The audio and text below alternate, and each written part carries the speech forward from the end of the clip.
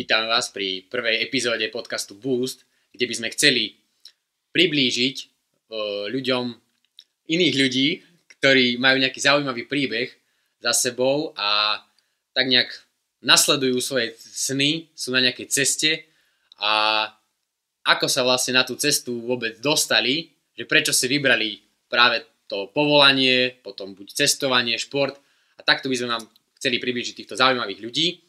A Boost, ten názov vznikol asi tak, že čo bol tvoj štart, čo bol tvoj boost vlastne, aby si sa vydal tou cestou a práve týmto by sme vám to chceli nejak priniesť a máme tu, poď.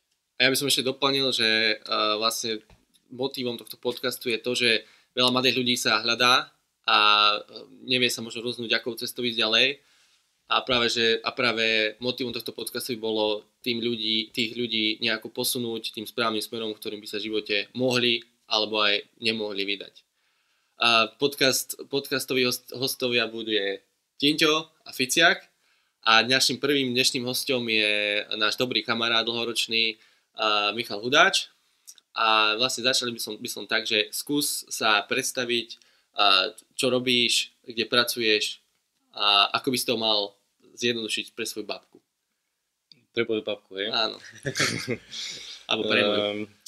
Takže moje meno je Michal Hudáč, mám 26 rokov. K tomu by som ešte chcel dodať, že keď ste mi prvýkrát povedali o tom podcaste, tak som sa tešil, lebo podcasty s ľuďmi v našom veku, ktorí nejakým spôsobom robia na tom, sa nemáš takých veľa, lebo buď máš, že fakt podcasty s úspešnými ľuďmi, ale majú, že po 30-ke, po 40-ke, alebo máš také podcasty ako s nami a tam chodia takí ľudia, ktorí nie sú úplne, akože chodia tam aj normálni, ale v našom veku, ak tam prídu, tak sú influenceri, alebo sú z takého spektra, ktoré není, že podnikajú, alebo dajme tomu. Čiže to bolo také zaujímavé, že som vás v tom podporil, že je to dobré, lebo ani veľa nepočúva, že ako ľudia v našom veku sa trápia, že akou cestou idú a tak ďalej, čiže to som rád. Takže volám sa Michal Hudáč, moja firma sa venuje marketingu a pomáhame zubným klinikám rásť, takisto aj začať a na celom tom ich journey, ceste tých zubných kliník im pomáhame a máme s nimi také partnerstva a už to vlastne presahuje marketing. Doteraz sme robili marketing, čo sa týka reklamy, sociálne siete, stránky, e-mail marketing, všetko, čo potrebovali, ale teraz postupne ako rastieme, tak už im pomáhame, keď otvárajú, tak s interiérom im pomáhame im technológie nakúpiť, keď im chýbajú recenzie, tak vymyslíme stratégiu, ako recenzie dostať a tak celkovo, keď proste potrebujú nejako rásť, tak môj tým im pomáha. A hlavne sa sústreďujeme teda na Ameriku, zubné kliniky tam. To sa spýtate asi, že prečo Amerika. K tomu sa asi dostaneme časom. Áno. Takže tak, zubná klinika, sme v tom 3 roky podnikám a tak zhruba nejaká. A pochádzam z Veľkého Krtíša, ak to tam chcete povedať. Poznáme sa od detstva, takže sa teším na tento podcast. Čiže vlastne ty si náš taký pokusný králik pre túto prvú epizódu, áno. Aby sme si to všetko nejak vyskúšali, aby sme potom, keď prinesieme nejakých ľudí, čo vôbec nepoznáme. Čo sú naozaj úspešní. Čo vôbec nepoznáme, aby sme vedeli proste byť pripravení na to. Tak ako ty si tak spomínal vlastne, že stále vidíš aj v podcastoch, aj už napríklad v telke vidíš ľudí, ktorí už ako keby dosiahli nejaký ten výsledok a práve, že tá cesta je tá zaujímavá, že ako napreduješ, ako sa fakt derieš cez tie prekážky, tak nejak by som prešiel na ten začiatok, že vlastne kde si sa ty rozhodol, že ideš do marketingu, lebo mohol si byť čo chceš, čím by si chcel byť, takže ako si sa ty rozhodol pre ten marketing a pre reklamu? Ja by som ešte doplnil, že a ešte kedy, lebo či si to už nejak na strednej škole vedel, že toto ma baví, lebo si pamätám, že na Gimply, keď sme mali nejaké prezentácie, tak už prvý si bol ten, čo dal to na začiatku prezentácie, že MH Production, že si už robil nejaký branding už na strednej škole, tak... Do toho som sa chcel dostať, že vlastne, že skôr by som začal podnikať, že vždy som vedel, že chcem podnikať a vôbec dneska som rozmýšľal, že ako to poviem, že kde to pochádza a mal som to od malička proste v sebe, že som chcel niečo svoje, že sme od malička stavali bunkre s Mirkom na chate, kreslil som a vedel som, že som chcel niečo svoje asi hlavná inšpirácia pochádzala aj z môjho ocina, že som videl, že si proste robí to, čo ho baví, že ráno sa vždy teší do roboty, tak som vždy vedel, že chcem podnikať. Chcel si byť za to zodpovedný za ten svoj produkt, že ty to priniesť, vytvoríš, že nie? Ale... Keď som bol maličký, tak som to ešte úplne tak nechápal, ale postupne, keď vedel som, že proste chcem svoju firmu mať. Ani si nepamätám, že od malička proste vždy som chcel, že svoje podnik. A neviem, z čoho to pochádza. A bolo to, akože vždy to je naivné zo začiatku, lebo iba tak povie, že chcem byť podnikateľ, všetci ťa vysmejú, že nie každý môže byť podnikateľ. A tak, čiže na základke to, čo si ty hovoril, že hneď prezentácie, kreativita, vždy som kreslil. Potom na strednej sa to posunulo do takých, že už som kreslil na sklo, kúpil som si Vicky skla, išiel som do kvetinárstva, chcel som im to tam predať. Poslali ma úplne, že tam prišiel áno, potom so spolužiakmi nejaké apky sme vymýšľali, už som to hneď skečoval, to bol ten program Logoist a potom mi odporúčili Illustrator spolužiaci, tak som sa začal učiť Illustrator, ale vždy to bolo v tom, že som si sadol ku počítaču a vedel som tam 3 hodiny v kuse proste niečo si kresliť a to aj hovorím ľuďom, že keď niečo takéto nájdú, že pri tom vedia sedieť hodiny a čas úplne prejde takto, ani nevedia ako, tak to je taká vec, čo možno vedia sa tomu venovať do konca života, už potom vedia nájsť, ako sa tým živiť reálne, ale to bolo asi také začiatky, ale vždy som niečo proste skúšal. A potom... Od malička, ako keby si mal také hinty, že asi toto, že vždy ťa to tak... A skúšal som, hľadal som, že čo ma bavilo, nikdy to nevyšlo, toto reálne, čo robím teraz, bola prvá vec a chcel som si to tak spísať, taký zoznam, čo všetko som skúšal a som si tak spomenul, som sa zasmial, že na výške napríklad kúpili sme čaj z Číny a dávali sme to do krabičiek a chceli sme to predávať na e-shope. A s takými, že popisom, že toto je čaj, lebo som mal spolubývajúcich z Číny. A chceli sme tam spísať, že toto je zelený čaj z Číny, že takto chutí a že ako keby taká experience, že kto si to kúpi, tak vie piť čaj a popri tom možno audio nahrať sme chceli. No a to sme pripravili box, nikto to nekúpoval samozrejme. A taká simple vec a áno, potom Kickstarter sme mali, že fľašku takú, neviem, či si to pamätáte, že sa zloží do seba, vieš mať oriešky, nápoj a to bolo všetko také, že každý z nás... Obo, áno. Alebo Daily Shit Zone ešte. S Tinčom sme chceli, ako keď začínal, ako sa volá? Memečka, áno, tak sme urobili Facebookovú skupinu a proste stále niečo. Koľko, 30-40 memečiek sme... A to bolo keď 2000... 10 rokov dozadu. Určite, 16-17. Tak tedy ozaj memečka len začínali. Úplne to začínalo fakt, že dajme Daily Shit Zone, proste, že budeme tam denne pridávať také debiliny. Zvrátený humor vtedy, AMF-ka, tieto fičali, takže... Presne. A také, keby sme to udržali 10 rokov, tak možno to je miliónová stránka. No, takže aj a ten Kickstarter to tiež. A všetky tieto nápady, niekto si povie, že nemám na to peniaze, ale to bolo, že sme boli 5 alebo 4 skupinka a každý dal 100-200 eur vtedy na prototyp z Číny, vytlačili tú fľašu 3D. Mal som spolužiaka čínskeho, tak to pomohlo, že s nimi komunikoval, ale že to nikdy nestojí nejaký Mailand to vyskúšať, vieš. A keby som to spísal, tak možno 20 takýchto vecí by sa našlo, že čo som fakt, že skúšal a zgúňal a vymýšľal, že čo robím. No a teraz sa dostávame k tomu, že pri každom tom projekte ja som bol ten kreatívec, že s tým ilustrátorom tie logá som pripravil stránky a vždy som vedel, že nechcem sa venovať dizajnu ani brandingu, lebo ja som počúval príbehy, že logo za 100 eur, alebo že proste sa tým nevieš uživiť, byť dizajnérom. A ja som vždy chcel začať takúto firmu, že vyrábať niečo alebo mať nejaký produkt. A vždy to bolo v pozadí, ale trénoval som si to a strašne ma to bavilo. Ty si mal také jedno obdobie, že keď bol COVID, nie? Že tak si proste hľadal na stránke, že už proste musím aj to spraviť. Že... Hej, to už bolo vtedy, keď sa to tak viac menej ako keby rozbehlo. No a začalo to tým, že vedeli o mne, že som tento kreatívec a odporúčil ma spolužiak jednému zubárovi v Amerike, lebo chcel logo a vtedy som nemal čo stratiť. A vypýtal som si takú sumu, ktorá, že ty sa k tomuto povie, že áno, tak z toho viem vyžiť mesiac. A už som vtedy v tom čase som sa akože venoval, aj som si zisteval, že koľko si agentúry veľké pýtajú za branding a som čítal príbehy, že tie najväčšie svetové si vypýtajú aj $1 milión za jedno logo, za branding a už to začalo byť také, že OK, že sa ti tak otvára ten svet, že možno, že by to malo nejaký zmysel. A no nechcel som to robiť, lebo som sa aj chcel uživiť, že... To bolo také neisté pre teba ešte v tom bode. A preto som teraz v takom, že keď niečo máš a fakt ťa to baví, tak verím v to, že keď si v tom najlepší, tak sa tým vieš uživiť. Nehoci čo robíš. Že veľakrát sa bavíme aj o nejakých, čudný hobby mojich kamarátov, ani že ale tým sa neuživím. Ale potom sa dostaneme presne to, že robil som najprv branding loga, potom sme sa presunuli toto a nakoniec robíme komplet marketing pre zubné kliniky, že z toho, kde to začalo a to, čo je to teraz, je to úplne niečo ale iné. Ale podstata je stále tá. Áno. Vytváraš niečo svoje. Že sa to tak nejako formovalo. Takže ako som sa dostal k tomu, sme sa chceli... Áno, myslím, že si to úplne detailne popísal. Áno, snažil som sa. Ešte ja by som skôr k tomu bodu, čo si hovoril, že si bol v Amerike, že si mal spolužiakov, že vlastne, keďže ťa poznáme, tak vieme, že si už na strednú školu išiel preč z Krtíša do Bratislavy a následne potom z Bratislavy si išiel do Ameriky, že aké to bolo pre teba v takom dosť mladom veku úplne odísť preč a byť sám? Mal som 14, keď sme išli do Bratislavy a vždy sa na tom smejem, lebo aj rodičia mi povedia, že povedali sme ti, že mohol by si ísť do Bratislavy, že niečo nové a ja, že OK.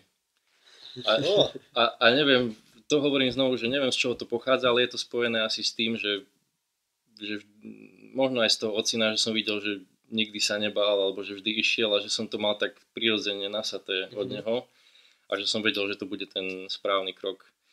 To sme sa vtedy tak, že keď sme odišli, tak sme sa aj chvíľu nebavili. Som sa cítil zradený. Áno, ale išiel som hneď a išla som ňou starka, lebo tá škola nemala internát, takže to bolo o niečo ľahšie, že som bol s nejakým príbuzným, ale... Ešte nejak, prosím ťa, približ tú školu, že vlastne o čo išlo, že či to bol... Áno, to bola bilingválna škola, britská, všetko sme mali vyučovanie v angličtine, ale prvé mesiace som plakával. Akože za Krtíša? Kvôli tomu, že tam boli bratislavské deti a ja som bol jediný z Veľkého Krtíša, lebo tam buď boli bratislavské deti, alebo tam boli deti zo zahraničia. Že Korejci alebo Američania. Ja som bol jediný taký, že zo Slovenska, ale proste úplne od Maďarov, z dediny, vieš. Takže to, ale akože našiel som si tam kamarátov, s ktorými som dodnes blízky. S jedným som si, že blízky veľmi a ostatní, keď sa stretneme, tak sme Oni vlastne tiež všetci, čo tam spravili maturitu, graduated, tak oni odišli do sveta, nie? Hej, tam sa očakávalo, že ideš do Anglicka, všetci išli skoro do Anglicka, ja som bol jediný z ročníka, čo išiel do Ameriky. A to tiež bola taká naivita, že americký sen, podnikanie, že tam sa vrátim ako milionár stadia. Čiže akože je to také krásne, že vidíš úplne takú brutálnu naivitu, až kým som neskončil výšku v Amerike, kedy ťa to hitne. Takže vlastne mal si 18 rokov a išiel do Ameriky. Hej. Do Ameriky, do San Francisca. A tam si išiel tiež sám. Áno, tam som už išiel úplne sám. Na Interact, hej? Alebo... Na Interact, hej. A tam všetci išli vlastne sami, všetci spolužiaci boli z iných krajín a tak. A aké to bolo, že teraz ideš do Ameriky, akože už Bratislava bol určitý step, hore z Krtíša, ale prídeš do Ameriky, teraz vystúpiš tam z letiska, z lietadla a teraz, že som tu sám. Že keď sa niečo stane, tak nikoho nepoznám, čo budem robiť. No na toto hovorím presne, že sa ma spýtate, že čo ti to dalo, ale tá škola z toho všetko, čo mi to dalo, je možno aj najmenej. Že hlavne že prídeš niekam a hľadáš lekáreň. A že čo je lekáreň? Že nemáš Benu, Dr. Max a že musíš zistiť, aké značky sú lekáreň. Reklama. OK, to môžeš vypípať. Ale že proste úplne od začiatku sám, banka, potraviny, akože znie to tak primitívne, ale úplne v 18 od začiatku kamarátov tam nemáš, mobil, T-Mobile, vidíš, ale som išiel do T-Mobile hneď, lebo som to poznal, to môžeš znovu vypívať. Že úplne také tie začiatky, že sa dať proste dokopy sám, predtým ti vždy všetci pomáhali, tak to je také najvzácnejšie, že sa nespoliehaš na niekoho iného. No a ešte vlastne to, že sú všetky vysoké školy v Amerike sú platené. Áno. Ty si to musel tiež nejak riešiť. No tak akože poviem, že mal som štipendium, ale zároveň tá škola nebola lacná. Pochádzam z takého prostredia, kedy mi to mohlo byť dovolené. Ale aj k tomu štipendiu by som tak chcel, že ako si sa k tomu dostal, že v Amerike Slovák z Krtíša dostane proste štipendium. Tam to bolo tak, že ponúkali tú možnosť a mal si natočiť o sebe, že čomu sa venuješ, prečo by si to štipendium mal mať. A tam som vtedy presne natočil také video s takou motivačnou hudbou, že čomu sa venujem, loga, toto ako si privyrábam popri škole. Na Koprovnici, kde máme chatu, som natočil, ako bežím hore v lese do kopca a úplne takú motivačnú hudbu Rocky. Eye of the Tiger. To som nevidel. To vám ukážem, to odpadnete. No. Môžeme to pustiť. Tam to všetko začalo. Týmto videom. Také premotivované a dostal som tretinu školy, vyplatilo štipendium. A to pri nástupe, alebo kedy? Celý čas. Každý rok tretina bola vyplatená zo štipendia. Obrovská suma za to, že spravil video, v ktorom vlastne robil to, čom je dobrý. Premotivovaný. A za tomu dali proste. No, to si natočil, keď si odchádzal zo Slovenska do Ameriky? Keď som sa prihlasoval na tú školu, no. Aha, dával si aj niekde prihlášky v Amerike?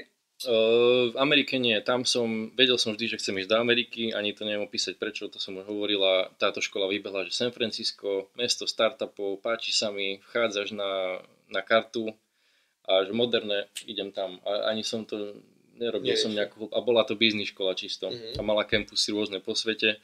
No, dával si aj do Anglicka? Do Anglicka som dával, ale tam ja som vedel, že nechcem ísť do Anglicka. Čiže hneď ako vyšla Amerika, tak si sa rozhodol.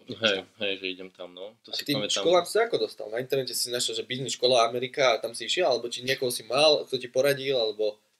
Úplne iba táto škola strašne robila marketing tiež, takže ja ako náhle som hľadal, že školy v Amerike, tak mi začali reklamy vyskakovať. V tomto sú oni dosť, lebo to je dosť mladá škola, aj to robia aj učia iným spôsobom trochu, že učitelia sú reálni ľudia z biznisu, sú moderní, nie sú to ľudia z akadémie. Takže keď mi to začalo vybehovať, tak som si ich pozrel a odtedy som bol namotivovaný, že idem proste tam. Také, niekedy, keď ti tie príbehy rozprávajú ľudia, tak sú úplne také jednoduché, že vyskočila reklama a pozrel som, až to je také, idem. Až také moc, no, ale... Čiže na strednej nemala nejaký vzťah s touto strednou školou, tá americká škola?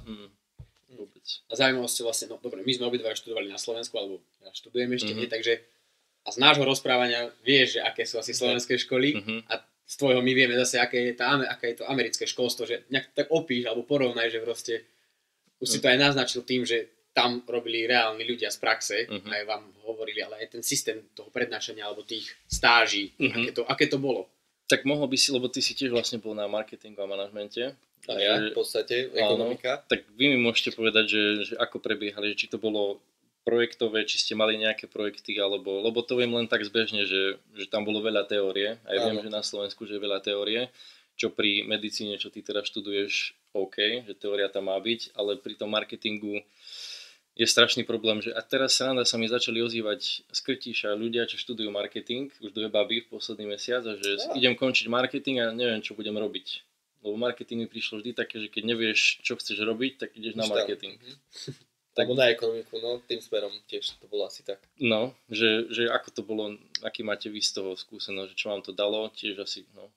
Tak my sme študovali na rôznych školách, ale myslím, že podstata bola tá istá, že teória a učitelia proste, ktorí buď už nie sú v praxi, ja neviem, 20 rokov, alebo ani nikdy neboli a vždy celý život v podstate učili. Vybrali si ako keby akademický smer, lebo nešli proste do nejakého korporátu alebo nejaký, takto, alebo sami podnikať a mne to prišlo proste, prvé 2 ročníky boli zbytočná teória, čo proste akože... A 4. 4P marketingu. Proste matika, integrály, derivácie, to sú také veci, proste, čo tam už nemá to tam byť, proste nikdy to nevyužiješ, kebyže to je matematika nejaká taká, že dobre hospodárska, alebo potom nejaká štatistika taká, čo využiješ proste reálne, že si vypočuješ. Excel.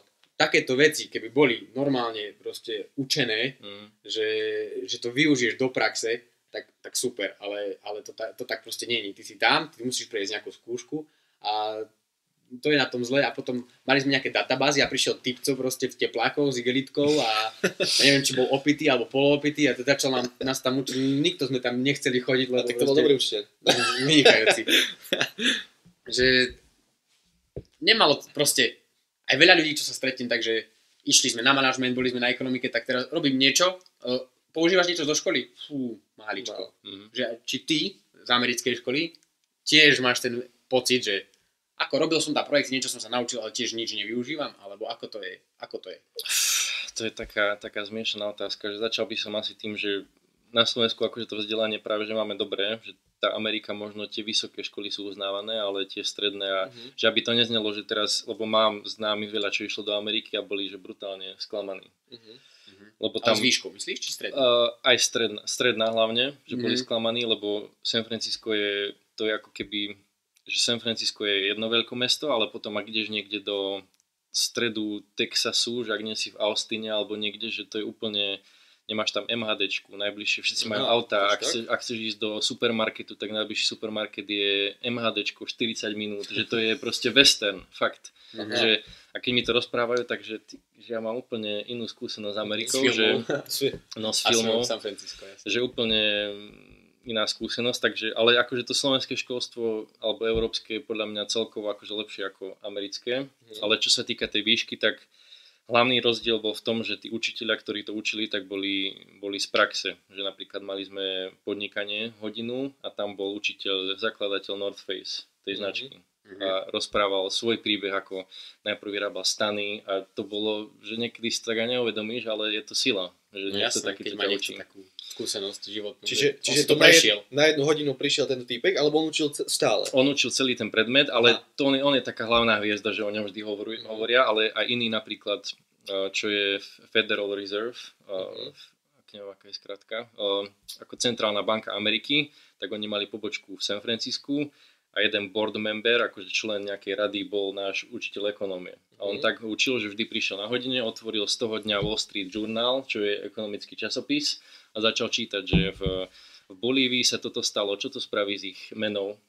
Až úplne také úplne naživo. Do reálneho života a ekonomické vplyvy premietajú do reálneho že proste života. Bežné veci, a to som sa chcel spýtať, či niekedy vôbec, že aj keď si mu dal otázku, čo si myslíte o Facebooku, že či tí ľudia vedeli nejako, čo sa stalo s Facebookom a nejako reagovať také. Neviem ako ty, ale ja som také... Takto skôr nie, ale tiež akože boli niektoré prednášky, že zavolali proste z externého človeka, nejako z firmy nejaké väčšie alebo niečo, ktorý je vo funkcii a urobil na nejakú prednášku. To bolo super fajn, lebo hovoril niečo takto, hej, ale celý ten semester, ako keby tie cviká, ktoré boli, tak nemalo to takú hodnotu, že teraz idem to implementovať do praxe.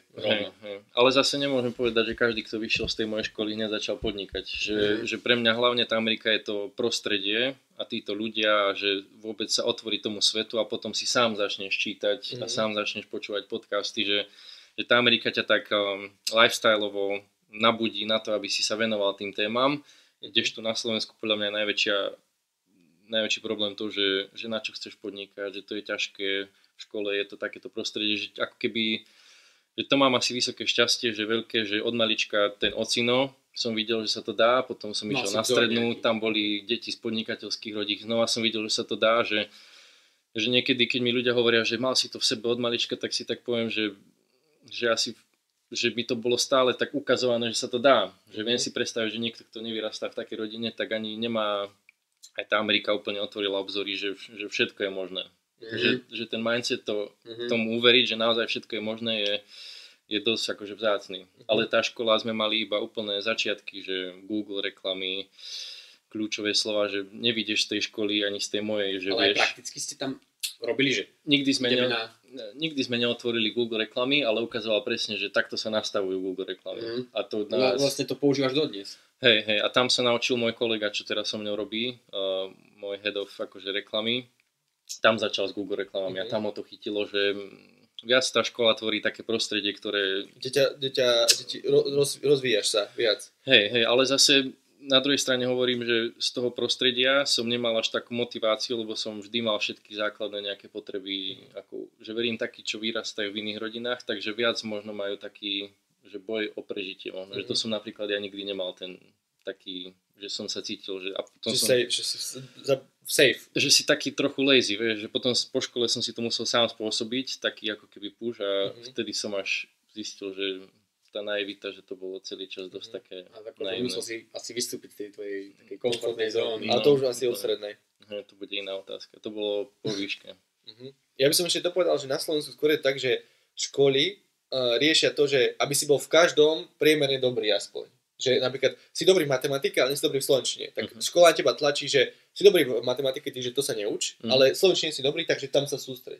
Ale podľa toho, čo hovoríš ty, tak tam je to skoro opačne, že si dobrý v matematike, si dobrý v slovenčine, tak sa sústreď na matematiku, lebo to je tvoja cesta, ktorou sa môžeš vydať a byť dobrý. Toto bola biznis škola, to bolo také, že už to je samotná taká koncentrácia, ale akože majú ten istý problém na tých stredných, ako aj tu u nás, že učia proste všetko každého a keď je niekto v niečom iný dobrý, tak sa to nedokáže akože budovať.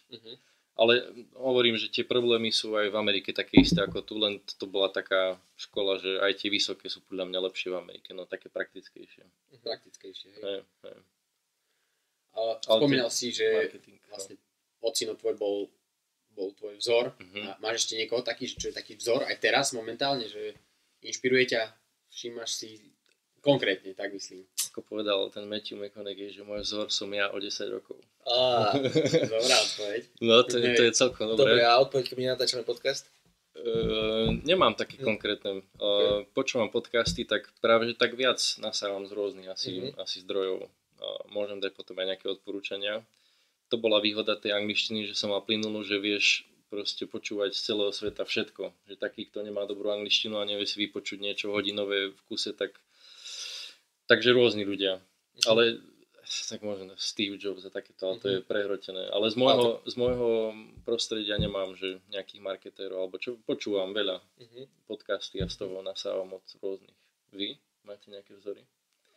Akože teraz je to už skôr také, že toľko ľudí ťa ovplyvňujú v živote, že si všade na internete filtruješ toho. Hej, že proste z každého si, ako ty hovoríš, zoberieš niečo, že nevieš konkretizovať jednu osobu a že chcem byť ako on, ale chcem byť v tomto ako tento, v tomto ako tento, v tomto ako tento. A nejak vyprofilovať to na seba, že chceš zachovať tú svoju tvár, že ja som nejaký jedinečný, tak reku, hej, zoberieš si nejaké dobré vlastnosti z toho. K tomu by som sa ešte vrátil, že bol si v Amerike, začínal si tam podnikať, prečo si sa vrátil na Slovensko? Ako to bolo? Bolo to tak, že vlastne ja som robil z domu, vtedy začala korona. To bolo tiež extrém, ja som zvykol chodiť každé 4 mesiace domov. To som sa vrátil vtedy vlastne po Vianociach domov v januári. To bolo vlastne prvýkrát som bol po škole a vtedy som si povedal, že celý život som bol taký, že som mal pocit, že niečo iba predstieram, že podnikateľ, tá naivita, ale vždy som bol živený rodičmi a vtedy som sa nasral a povedal som si, že po Vianociach, keď sa vrátim v januári, to bol vlastne 21? Po škole som bol ešte rok v Amerike. Prvý pol rok mi ešte rodičia pomáhali, že polku mojich nákladov to som mal, koľko som mohol mať? To bol 20 som mal. A to bol rok 20, ktorý? 21. To bol pred koronou, či po? 2018. Aha, okay. 18 som začal, o 3 roky som skončil, čiže som mal 21. V 2016 som prišiel do Ameriky, čiže 2019-2020, tak nejako. Prvý pol rok ešte mi pomáhali rodičia, lebo som bol v drahom nájme. Polku už som si platil z toho, že som robil logá, rôzne brandingové projekty sa ukázali, že som pomáhal brand nastaviť a už som začal aj so spolužiakmi vlastne toho zubára, keď som urobil to logo, tak on potom chcel ďalšie služby, chcel reklamy, sociálne médiá. A vtedy sa ako dostal k tým logám? Že si hovoril, že už som začal robiť logá. Cez nejakú stránku, kde máš proste na voľnej nohe a tak? To bolo také prirodzené, že videli spolužiaci, že robím kreatívu a spýtal sa jeden, že chce logo na svoju firmu. Tak. Takže tak som skúsil, že $200 a dal mi, potom sa spýtal iný a takto a potom vlastne bol ten zubár, tam som si vypýtal veľký balík. To už sa volá potom, že brand development, tam nerobíš len logo, ale farby, font, banery, všetko dokopy. A vlastne tam to začalo, že keď sme toto dokončili, tak sme začali robiť aj reklamy tomu zubárovi. Takže prvý pol rok po škole som polku platil z tohto, polku mi pomáhali rodičia a potom keď som sa vrátil v januári po Vianociach, tak som si povedal, že už nechcem ani cent, že ak chcem byť podnikateľ, takže nech to je že for real. A tam sa presne vraciam k tomu, že vtedy to hitlo. Že to sa niekedy aj ťažko, že sa nechcem ani vraciať do toho obdobia. Ale začala korona, mal som nájom, že $800 a potom ešte na jedlo nejakých $400. Čiže som mal náklady nejakých 1200 a to sme boli v Amerike natlačení 5 v jednom dome, že v izbe sme boli traja a to som platil 800. No a akože vždy hovorím, že to bola taká výhovorka, že som nemohol chodiť na eventy a networkovať, tak som nevedel tak zarobiť, ale ja som ani nebol tá povaha, že keby som mohol, tak nechodím tiež. Ale prišla tá realita toho, že teraz háňaj každý mesiac $1200 zo vzduchu. Že to není taká sranda. No jasné, ešte si tam sám. A že kto, skade, čo, aký klient. A to bolo, ten pocit to zažiť, to bolo, akože je to pekné teraz, keď o tom rozprávam, ale nebola to sranda. Vtedy mamka, že ja ti pošlem peniaze, že máš všetko a že neposielaj mi, zvykol som si ja požičať. Klobúk dole. Akože sranda to bola.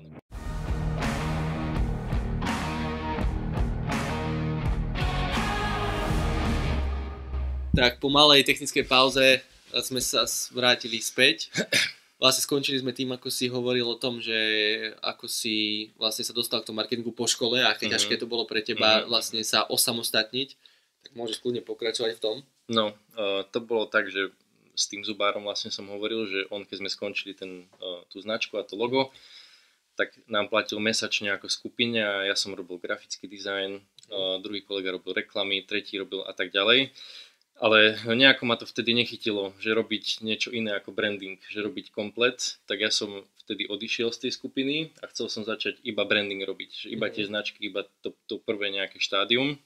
Čiže ja som nemal ten mesačný príjem už z toho klienta, nechal som to im, oni mali svoju vlastnú firmu.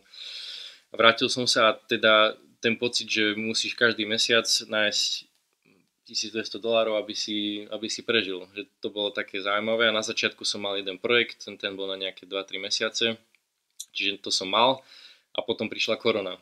A to som presne hovoril, že nemohol som chodiť na eventy a zháňať klientov, ale v skutočnosti som ani nemal takú povahu, že by som išiel a robil som nejaký obchod, že nemal som vtedy ešte také ani skúsenosti, ani... Ja mám jednu takú povahu, že ja nedokážem bullshitovať. Že ja keď proste nemám to sebavedomie a neverím tomu a neurobil som naozaj, čo hovorím, tak ja to nedokážem predstierať. Že, a taký som aj, potom sa k tomu dostaneme, že to je fakt, že spokojný život, keď proste nič nepredstieraš a žiješ proste v pravde. Že... Takže toto začalo a potom, keď ten projekt skončil, tak bola panika. Lebo už prišiel nájom a nemal som žiadnych klientov, robil som na Fiverr. Tam to je ako spravím to, alebo ja spravím na Slovensku. A robil som tak, že logo tu, logo tam, občas a to bolo tak, že $200 sem, 200 tam. A ten mesiac prvý bol taký zlý, lebo mi chýbali peniaze, tak som si požičal od spolužiaka spolubývajúceho. A išiel som robiť donášku jedla. Lebo to som ani tiež nevedel. Vôbec. To som vám určite hovoril, nie? Nehovoril si to. Že donášku jedla. No? Hovoril som vám to? Nie. Fakt? Uber Eats, no. Som sa sign-upol. Prenajal som si auto, za prvý deň som zarobil asi $100, 40 z toho išlo na požičanie auta, ostalo mi 60 a to bol taký čudný pocit, že vychodíš biznis školu, ráno keď som išiel do toho auta bola zima a hľadal som v appke, že kde ten Mini Cooper je, také, že... ale vôbec som nemal to, že si loser alebo niečo, že proste taká je situácia, že potrebujem sa cez to dostať, potom večer som prišiel domov, kolega, čo spolubývajúci študoval financie, takže 40 si dal na auto a ostalo ti 60. Ty si debil. že proste za takéto peniaze, že radšej sa venuj svojmu, ale to sa ľahko povie, že venuj sa svojmu, lebo potrebuješ proste tento mesiac vyplatiť nájom a nevieš, čo príde. Niečo isté. A robil som to, 2 dní som to robil, nenávidel som to, ten, kto to nezažije, tak nevie, že čo to je, lebo to je, že čakáš na objednávku, príde objednávka, ideš to zobrať, tam máš nejakú príhodu, že meškajú, zoberieš to, nastúpiš naspäť do auta, ideš tam, kde to máš odvezieš to, dáš to tam, majú ťa úplne v riti, nastúpiš naspäť a toto celý deň 8 hodín, beháš po celom San Francisku, ešte v premávke, už som mal vodičky, som si spravil a robil som to 2 dní a potom sa stalo, že ten druhý deň sa mi ozval klient z minulosti a mal som proste znovu projekt, ale bol som ochotný to robiť, ale stalo sa, že proste prišli znovu peniaze. To bola ako keby skúška teba, že či si dosť pokorný na to, že idem robiť toto a že teraz je to situácia, ktorá mi pomôže možno. A to je ďalšia téma, že strašne veľa z toho môjho príbehu, keď to budem rozprávať, že náhoda, ale vždy som bol ako keby na tú náhodu pripravený a hľadal som tie veci, a keď sa dostaneme k tomu, že ako s zubármi, lebo sme robili všeličo predtým rôzne firmy a teraz iba zubárov, takže takto to bolo a potom som už vychytal klienta, čo robil záchodové ochrany, to si pamätáte, Luredy, a ten už platil mesačne a odtedy už to bolo také, že som vedel prežiť. A ktorý klient bol práve ten, ktorý keď si robil ešte Uber Eats, tak po 2 dňoch sa ti ozval, že čo to bolo? To bol spolužiak zo strednej, ďalší a on robil v jednej konzultačnej firme a oni začínali a chceli logo. Čiže po 2 dňoch už si nešiel do Uber Eats, ale začal sa venovať. V polke dňa mi zavolal, že toto potrebuje a ja, že OK, že kašlem na to, zavolal som kamarátom, že mám auto na celý deň, že poďme sa voziť a už som to nerobil. No, že úplne, šťastie. A popri tom ešte stále ti logá na tom Fiverri a tak. Ale to, aby som len povedal rozdiel, že tam boli logá za $100-200 a tento projekt bol za $1500. Že to ťa úplne vyťahne. Celý mesiac vyťahne. A máš nejakú istotu.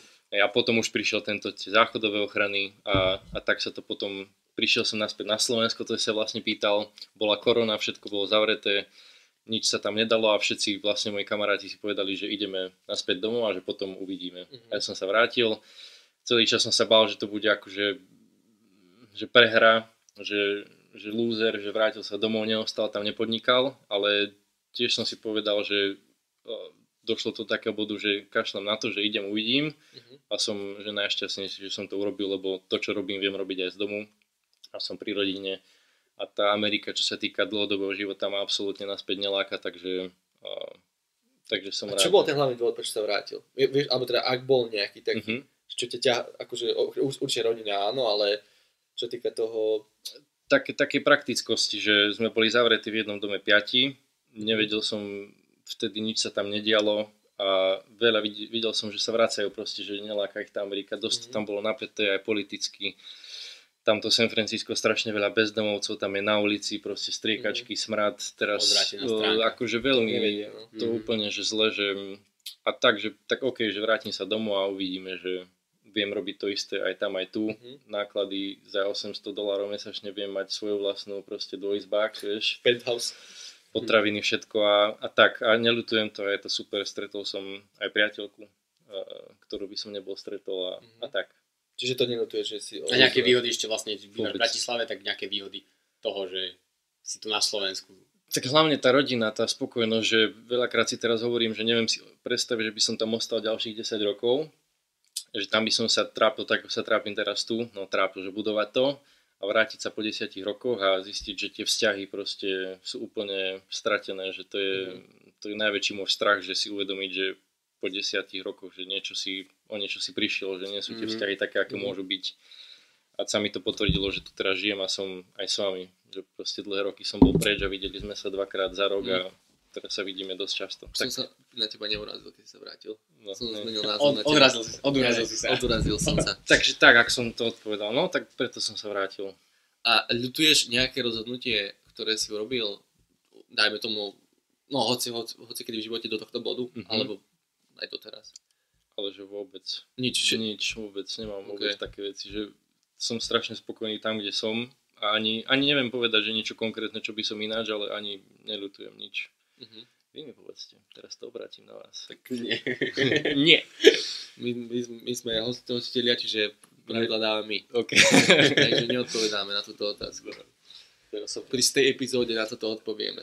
Hej, musíte sa postupne. Čo mi je ľúto. Prvá epizóda podcastu. Hej. Musíte sa postupne otvárať. No. A ja by som ešte teda sa ťa opýtal, že keby si sa dostal znovu do toho bodu, ja neviem, keď si mal odísť do Bratislavy alebo do Ameriky, že ja nechápem to, lebo ja by som si začal môcť argumentovať, že nepôjdem do Ameriky, lebo tu mi je lepšie, tu som bezpečí, tu mám rodinu, že ako to si to v sebe našiel to, že si odpovedal, že idem. Lebo to je aj pre mňa zložité, lebo vieš, že budeš v nekomfortnej situácii, budeš sám, nevieš, čo bude. Že mozog ti pracuje a snaží sa ti zargumentovať to druhé, to ľahšie. Že ako to dokázal? Tak môžem dať aj nejakú hlbokú odpoveď, ale pre mňa plítka odpoveď je, že prečo nie, neviem, nemal som to nikdy taký ten strach, že vždy som sa cítil, že chcem podnikať a že toto je tá správna cesta, ktorá ma zavedie tam k tomu, čo chcem. Čiže ani ťa nenapadlo, že čo ak? Ale nie, moju mamku to určite napadlo, ona sa bála, ale mňa nikdy nie. Že ja som bol taký, že OK, že poďme do toho, ale ako to povedať, že... Lebo to je super. Lebo nechcem dať zase taký príbeh, ktorý je úplne iný, lebo to má byť práve o tých mladých ľuďoch, že ako to obrátiť na to, že... Bo veľa ľudí mladých, alebo ja som bol taký, že aj keď som išiel na výšku po strednej, lebo som študoval Katíši, tak som išiel do Nitry, lebo to je taký postupný krok.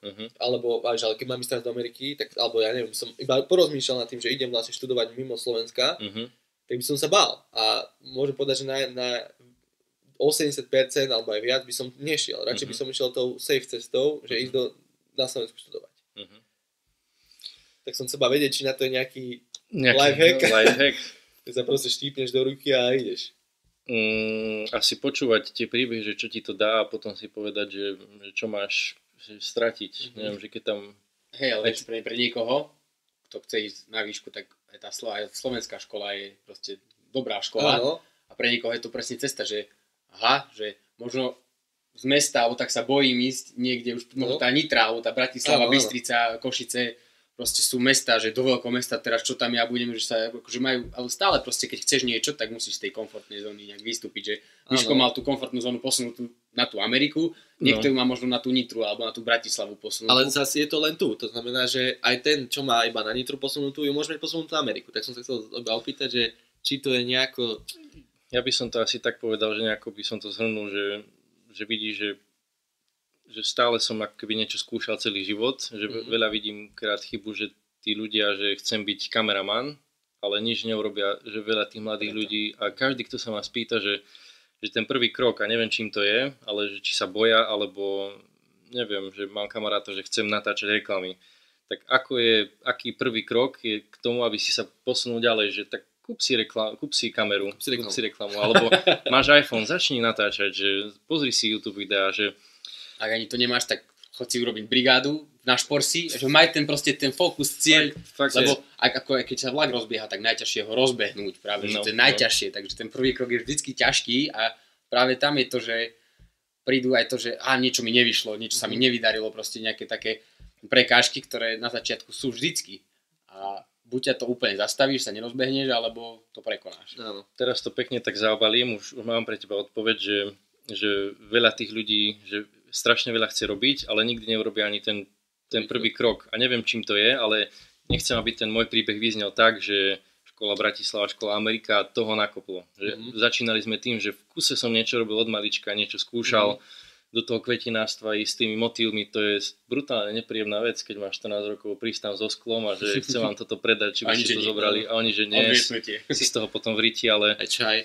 Takže keď už prišlo na tú Ameriku, alebo keď prišlo na to podnikanie, na to všetko, tak celý život sa ti posúva tá hranica toho, že čo si ochotný pre to urobiť, čo vieš trebať. A takže keby som mal poradiť niečo, tak sa dávať do takých nekomfortných situácií, povedať si, že chcem vyskúšať, ak chcem byť kameraman, zober iPhone, proste, že chcem natáčať reklamy, ale nikto ma nechce zobrať do reklamnej agentúry. To si strašne proste ďaleko, že ty začni najprv chyť mobil, pozeraj YouTube tutoriály, že nejako začať robiť. To je najhoršie s tou dnešnou generáciou, že vidia tých influencerov, ktorí vyzerá to, že zo dňa na deň začali zarábať veľké peniaze a všetci chcú byť influenceri, že to je, že to, kde som teraz, to je proste 10 rokov akumulované malé krôčiky a že tam sa posúva aj tá hranica toho, že čo vieš a že čo si schopný, ale aj tá mentálna, že OK, že toto dám, že ideme ďalej. Nejaký produkt svoj vytvoriť a stať si za tým. A ja by som ešte mal jednu otázku na teba, že ako si sa naučil to, čo robíš? Ten grafický dizajn? Áno. Tým to začalo vlastne. Tak vidíš, začalo to motýlmi na sklo proste, že som mal umelecké cítenie, potom mi ukázal niekto program Logoist, tam som začal iba štvorce kresliť a prešlo to až do lôk, ešte skicár možno, skicárom to začalo. A úplne dlho, ilustrátori, že dneska keď sa pozrie na tie dizajny, to sú veľakrát proste 10 rokov práce, že firma moja existuje 3 roky, ale to, čo k tomu prichádzalo, to je proste dlhodobá práca. A ja som ešte jeden z tých, podľa mňa, že menej schopných. A mi to trvalo dlho a taký, kto má proste v hlave možno viac alebo je šikovnejší, tak možno sa tam vie dostať za 3. Že záleží vždy, že aj preto vždy hovorím, keby som mal od strednej ten chtíč a ten, že musím prežiť, čo som mal až na výške, že by som bol z iných prostredí, tak preto máš veľa tých podnikateľov, čo ani na výšku nešlo, lebo majú takéto praktické... Skôr sa im to keby... Hej, že účtovníctvo, ako nájsť zákazníka, také, čo ťa naučia nikde, iba keď, že oni to už skúšali možno od strednej, vieš. Čiže všetko si sa sám naučil, v podstate YouTube tutoriál a ideš kamaráti niečo poradil, čiže ty si sa potom začal venovať a si sa v tom zdokonaloval, až kým si to nevedel začať predávať. Tak, a to by som aj radil mladým, že hociaký sen, povedz mi hociaké povolanie, nejaký sen, proste nejakého mladého, hoci čo mi povedz, že má... Hasič. To ma napadlo presne, že prišiel som povedať hasič. Tak ale, počkaj, malý, ty hovoríš malý, ale keď povieš mladý, tak ja by som skôr povedal, že no, je to smutné, ale všetci chcú byť influenceri, nie? Alebo youtuberi. No, dobre, veľa je takých mladých, ale veľa má iné sny, takéto presne. Čo, Alebo- ako povedz? No, nejaký konkrétny YouTuber môže byť, zober iPhone a proste natoč sa, daj to na YouTube a čo sa môže najhoršie stať, ty sa hambíš, ale reálne to nikto neuvidí.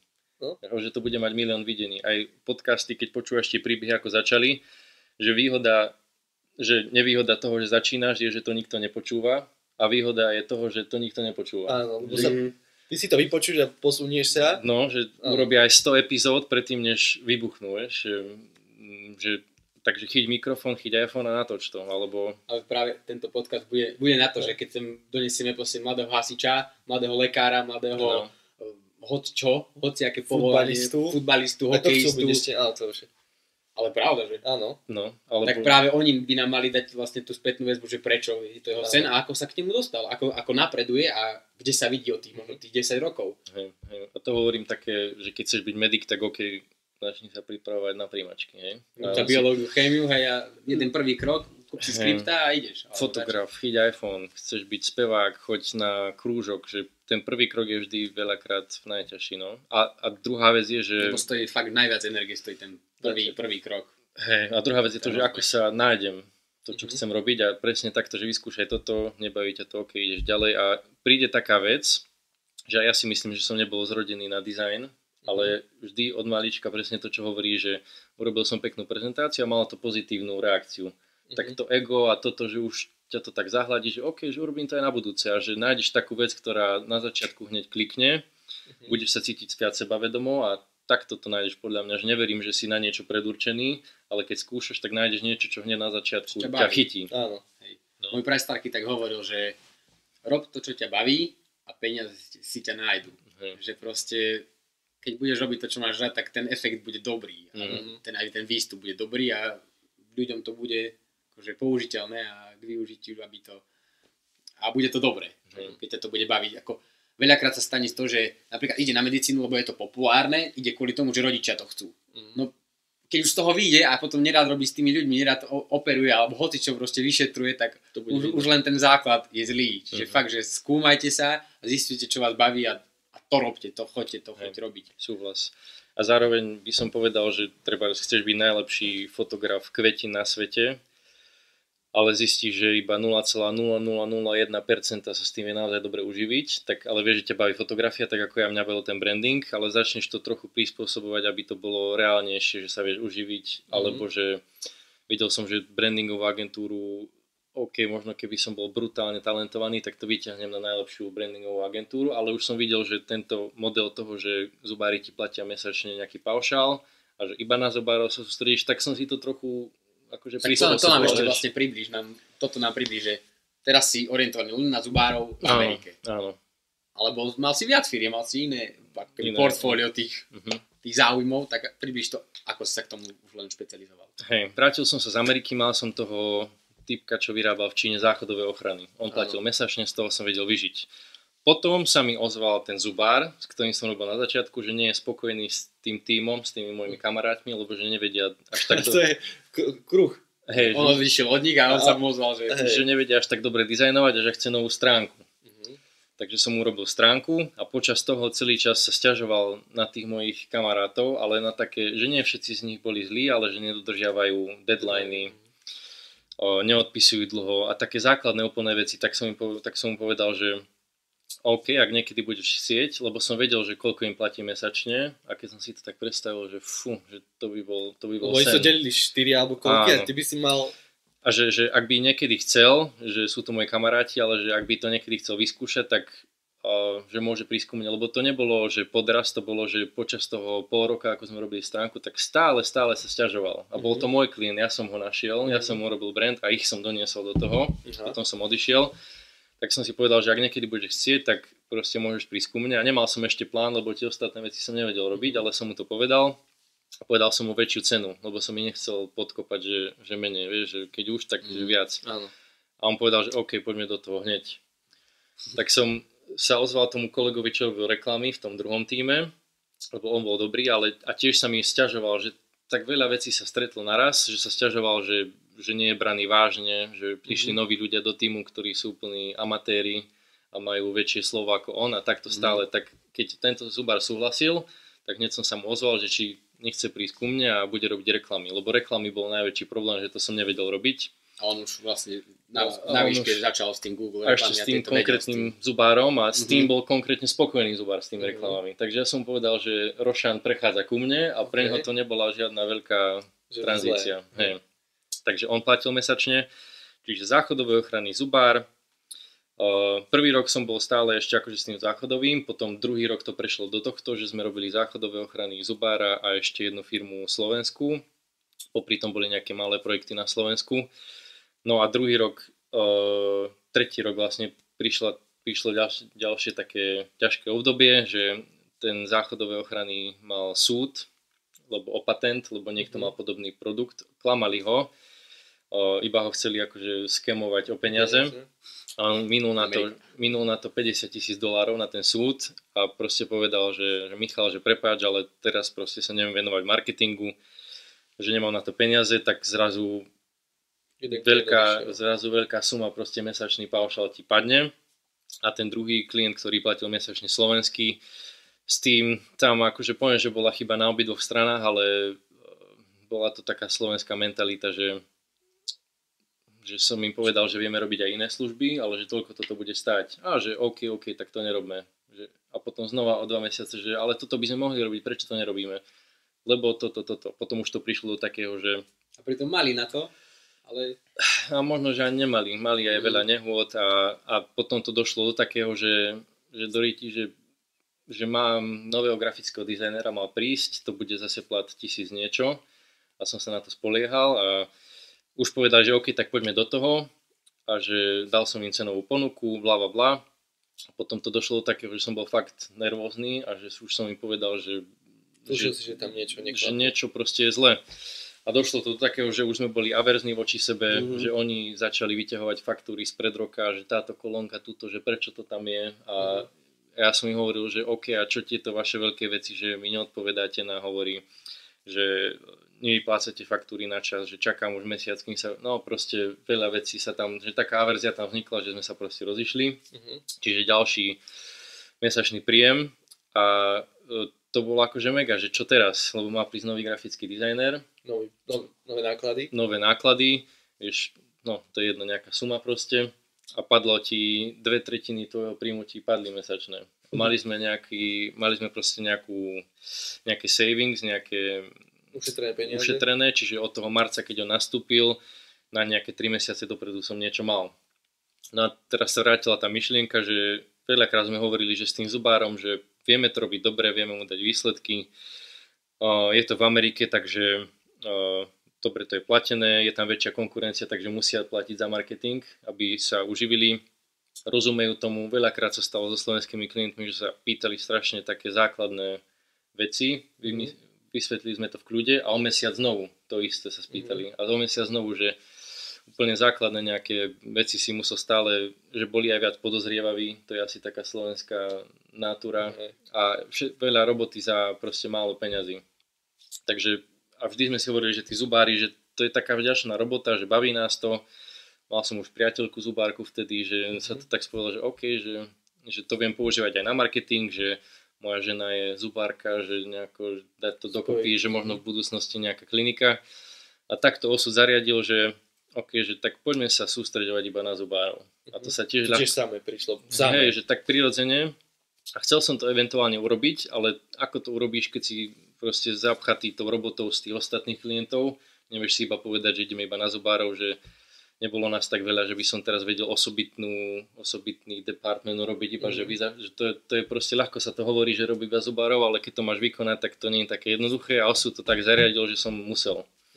Tak sme si povedali, že iba zubárov, urobili sme novú stránku zameranú iba na zubárov a začali sme konať, že to je také, že keď sa niečo takéto deje, tak začni, proste zober tú zodpovednosť, mohol som plakať, že klienti a súdy, že to nie je moja vina, že mne sa to nevydarilo, ale toto, že vôbec takéto myšlienky a hneď sme začali robiť, hneď sme začali toho našeho zubára, že komu nás vieš odporučiť.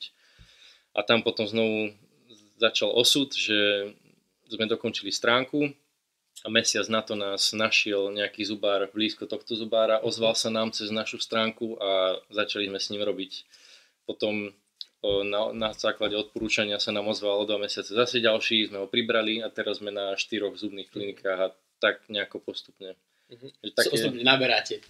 Som rád, že sa dostal aj k tomuto, lebo si spomenul vlastne, že to podnikanie nie je iba ružová záhrada, že ty tento mi volá, tomuto mám toto spraviť a tí klienti prichádzajú, ale stretávaš sa aj s rôznymi nepríjemnými situáciami, keď musíš proste s druhým človekom prísť niekedy aj do konfliktu. A sa prispôsobiť nejako, že aby v tej situácii mám na 3 mesiace dobre, potom nemám už nič, neviem čo bude, nemáš istoty žiadnu, no. Ja som sa už chystal, ja už som sa pripravoval, že ho budem musieť proste, že sorry, že nemáme už na teba peniaze, že vrátime sa naspäť, že iba ja Rošan znovu a zase začať od nuly proste stavať, že sorry, že nedáme to a zariadilo sa to tak, že sa ozval tento a je to také pekné, no, že OK, že náhoda, ale vlastne ale stresujúce zároveň. Ale keby som neurobil tú stránku, keby som neurobil niečo, tak proste nás nenájde. A dobre si to neurobil, takže tým človek bol spokojný, tak tento nový nepríde. Že je to taký mix, no. Niečo som chcel ešte... Môžu ťa to napadne. Niečo si... Ja by som to povedal, že som rád, že sme dostali k tomu, že sme vlastne zhrnuli v podstate už celý tvoj, až do tohto bodu, celú tvoju kariéru, či školskú alebo pracovnú. A ešte by som sa tak opýtal, možno niekto, povedz, že grafický dizajner alebo branding robíš pre niekoho, že to úplne nevieš, čo úplne znamená. Možno keď si nemáš skúsenosti, alebo nepoznáš niekoho, kto to robí. Tak by som spýtal, ako vyzerá tvoj bežný deň alebo bežný týždeň. Teraz si pekne naviazal tému, lebo presne som chcel povedať, že teraz sme už tu a teraz už bude všetko dobré. A že takto znie, vieš, že ale keby som mal opísať, že ako vyzerajú, to je stále aj Elon Musk hovoril, že to je boj o prežitie. Aj každý deň, keď stávam, tak mám pocit, že som zažil ten rok minulý, že proste súd, zrazu z ničoho nič, že aj ten druhý klient, tam som nepovedal, že oni mali proste veľkú nehodu vo firme, takže to ich stresovalo, že proste mali zrazu náklady, že také veci mimo tvojho zo dňa na deň proste môže sa stať, že zubár urobí zle nejaký zákrok, niekto ho zažaluje a nebudeme mať peniaze na marketing. Že táto myšlienka, že tak teraz ma tlačí hlavne to, že nečakať na tých klientov, ale vybudovať systém, aby stále sa ti hlásili noví zubári. Čiže na tom napríklad pracujeme, že teraz keď naberáme nových, tak nás musia odporúčať ďalším 3. Keď máme jedného videografa, ktorý pracuje, natáča zubné kliniky, takže s ním máme dohodu, že nás musí prepojiť s inými zubármi. A predtým sme vždy tak iba čakali na tú príležitosť a teraz som viac aktívny, že ma to naučilo byť viac taký proaktívny, že hľadať, že nečakať na to, že niečo sa stane. A druhá vec je, že začíname, že OK, že máme teraz tých zubárov, ale strašne veľa zodpovedností a celý ten systém je na mne. Takže teraz začíname pracovať na tom, že všetko je spísané, napríklad branding, keď príde nový klient, tak vždy to bolo také, že OK, že potrebujeme logo, že rýchlo premyslieť, že aký dáme proces, aby to bol dobrý výsledok, ale aby to aj vyzeralo, že naša firma má nejaké procesy, máme systém, máme audit. Áno, štandardizovať, že aby to nebolo také random, lebo tiež sledujem iné agentúry a oni hovoria, že na vnímanie cieľovej skupiny, audit konkurencie, že opíšu ten produkt tak, že keď si to pozrie nejaký nezávislý, tak si povie, že oni vedia, čo robia. Takže teraz napríklad, čo sa týka brandingu, to je vytvorenie značky, že ty keď začínaš, tak máš iba meno, alebo možno ani meno. Že teraz napríklad máme novú kliniku, nemali ani meno a vedia, že budú pediatrická klinika pre deti. Vedel, že strašne má rád zelenú a nechcel od toho upustiť, že proste bude to zelené. Tak sme začali najprv s namingom, že aké veci sú zelené, aké by sa tam hodili. Urobíme rôzne názvy, brainstorming, bla bla bla. Ku každému menu zistíme, či tam je voľná doména, či sa to hodí, ako to má konotáciu to meno, či to znie dobre. Čiže pre túto kliniku sme napríklad došli k názvu, že Canopy Kids, kids lebo deti. A Canopy bolo také pekné neutrálne slovo, to je vlastne... Konope. Nie, vrchná vrstva koru. Mirko si to pamätá. A tam je celý taký proces, ktorý sme... Teraz keď sme to robili, tak sme to spísali krok číslo 1, krok číslo 2 do našeho systému, aby potom na budúce, keď to niekto robí, tak to zase nemusím robiť ja. Že s tým bojujem, že všetko musím robiť ako keby ja a týmto mojim kolegom odzdávam iba konkrétne také, že musím všetko spísať vždy po novom. Toto urob a chceš, aby to oni prevzali. Áno, a teraz to spisujem presne podrobne, natočím si obrazovku, čo klikám, kde klikám, aby vedeli presne, aby som sa ja potom zase mohol venovať hľadaniu tých klientov, natáčaniu videí, ako čo robíme a takto, že s tým proste bojujem a napíše ti klient cez deň, že toto ešte urob, tak to ti do toho vojde, že to je každý deň proste nejaká nová vec. Čiže branding naspäť, že najprv to meno teda sme vymysleli, Potom keď už máš to meno, tak chceš urobiť brand, to znamená farby, písmo, logo. Tam teraz robíme branding audit, to znamená, že použijeme software, ktorý nám vypluje konkurenciu z okolia. To sa volá, že zadáme, že Outscraper sa volá ten software a tam zadáš zubári z mesta Antioch. Tam je tá klinika a vyhodí ti 100 zubárov. A teraz poviem môjmu grafickému zubárovi, že chod na každú stránku a správ veľkú prezentáciu ich log, ich stránky a farieb a urobíme si taký audit, že máme prehľad, že aké brandy sú v tom okolí a my chceme teraz s tým menom... Zložité, riadne. To dá, že robíš... To je grafický zubár. Že robí marketing, si predstav, že tam tiež na TikToku a potom začneš takéto zložité veci. A presne to, že ten Fiverr bolo logo za 100 a preto niektoré firmy si vedia proste pýtať potom za to viac, lebo keď urobíme ten audit, tak vidíme napríklad, že všetci majú takýto typ fontu, takéto farby a my teraz ideme urobiť niečo úplne iné, aby to bolo rozdielne. K tomuto menu Canopy Kids, čiže ten audit a potom urobíš nejaké koncepty, že akým smerom by sa to mohlo ťahať, farbami, aj pocitovo. Dáš klientovi vybrať, nech si to... Áno, dáš mu vybrať, aby mal pocit, že si môže vybrať. Tam tiež proste sa učíš postupne, že keď dáš 5 konceptov, to je veľa, musíš dať 3.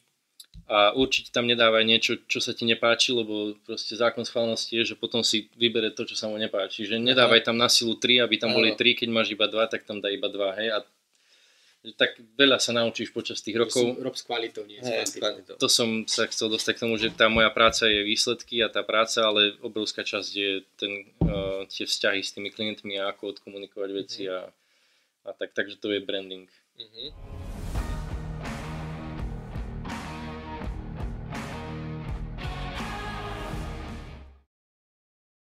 O poslednej technickej pauze sa vraciame a chceli sme ešte sa opýtať jednu z najdôležitejších otázok, že si šťastný teraz v tomto momente s tým jednak to, čo robíš, alebo všeobecne? Tam som si musel pripraviť odpoveď, lebo to sa pýtajú často.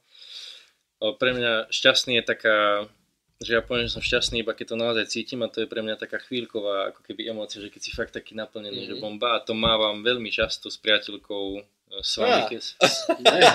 Počkej, teraz nemusíme taký šťastný, ale taký všeobecný. Keď som s rodinou, keď som s vami, alebo keď príde nový klient aj adrenalín, že vtedy som taký, že fakt ťa to tak zahrie, že to je šťastie, ale pre mňa dôležitejšie, aj čo počúvaš, to je slovičko, že content v Anglii, že spokojný. Že proste, že si fakt spokojný, to je pre mňa, no má to také 3 levely, že prvé je, že máš zmysel, že keď máme aj ťažké obdobia, aj minulý rok, tak ten život je aspoň zmysluplný, že viem kam idem, viem čo robím, viem prečo to robím, že možno nie si spokojný, ani nie si šťastný, ale aspoň to má zmysel.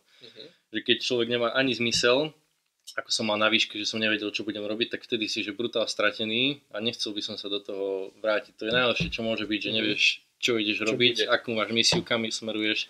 Čiže zmysel mám vždy, aj keď je ťažké obdobie. Keď je dobré obdobie, tak som veľmi že spokojný vždy.